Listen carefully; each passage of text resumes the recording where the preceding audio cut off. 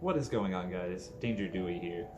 As you can see, we got a whole lovely new setup going on, kind of like how my old setup was back in the day where I got my little art corner.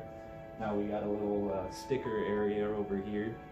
Some pretty cool stuff that I got at Anthrocon. Little tag there, it's pretty sick. All the times I went to Tokyo and Tulsa, I have a badge from each year. Some other old art, and of course a picture of Jesus.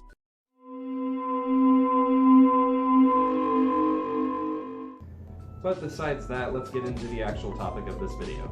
So recently I put out a little poll on my channel for people to vote on what my next video would be, and what the majority voted was that I do a video on getting over a little bit of social anxiety when interacting with furries. Now this is going to be more so about in-person interactions rather than online interactions, because online interactions are basically message people. For starters, let's get into vocal interactions.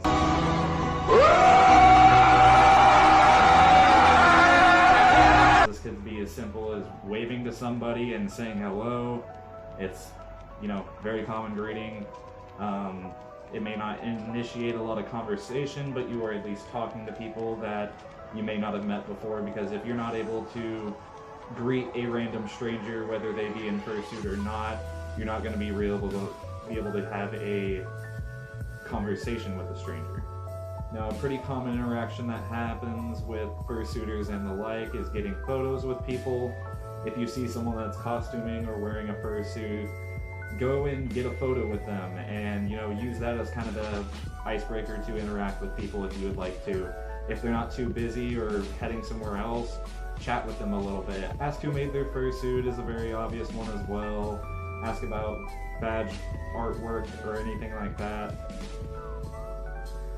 Get them kind of going, and then branch off of that so you can kind of, space out your conversation to different topics that lead off of others.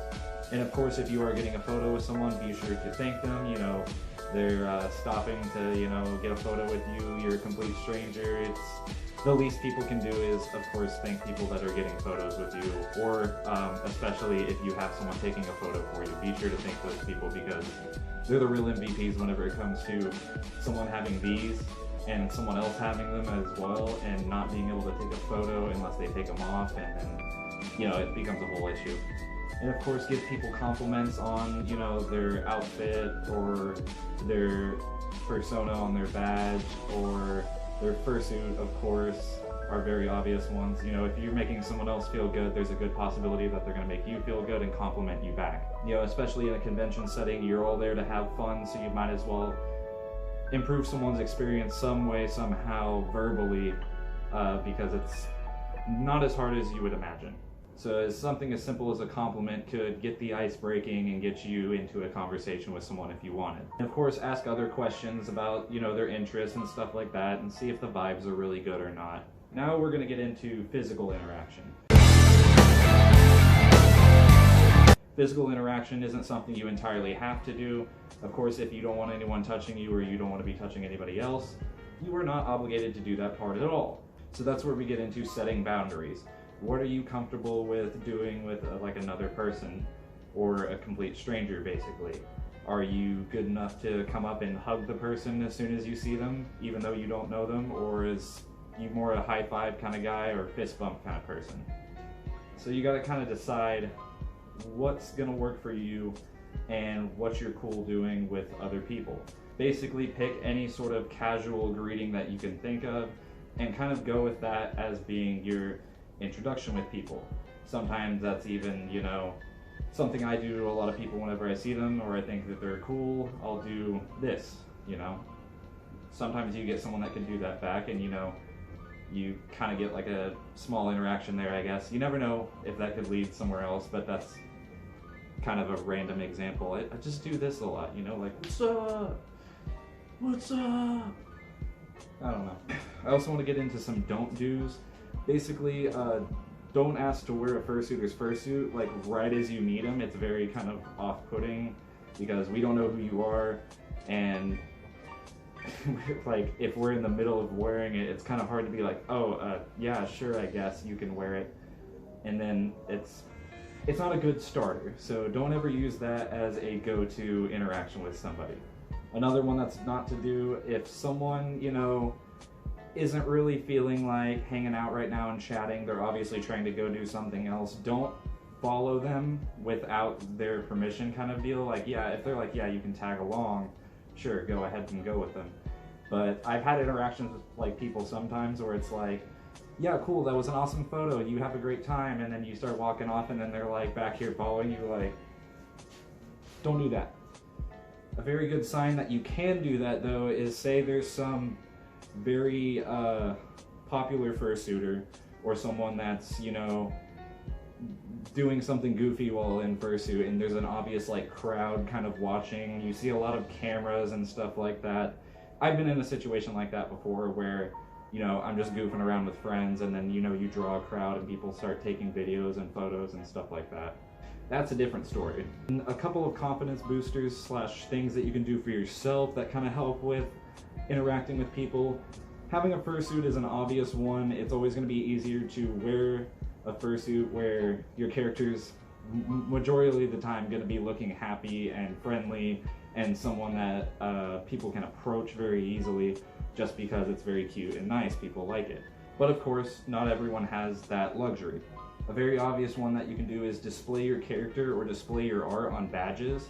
Lamination sheets aren't too expensive at all. It's very easy. You cut out your art, put it in the lamination sheet, seal it very nicely, and then cut around the plastic, and then you have a badge basically. Because that's still a very common thing for people to see someone's persona and be like, I really like your persona, who drew it.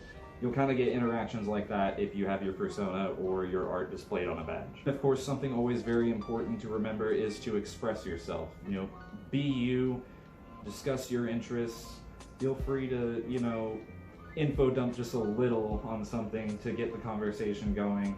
And, you know, you might have some interesting stories to even tell people, because we've all lived different lives, we're all doing different things, and we all have our own talents. So if we can share our talents with each other, that's a good way to bond with a group of people, or maybe even a person one-on-one, whenever you can talk about your interests and people actually be interested in what you're doing. Sometimes something that might sound dull to you might be very interesting to someone else just because they've never experienced it. I'm going to give one last final tip for this, and this one is kind of up to preference because, you know, the whole idea is kind of hit or miss. Try out the Bark app. If you are going to any sort of furry event or convention, try to set your location to the area of wherever it's happening. See who's in the local area, start chatting with people online. Then you can kind of feel a vibe for people and then possibly set up meetups and stuff like that. That's what I did whenever I went to Anthrocon, and I met a good handful of people through that.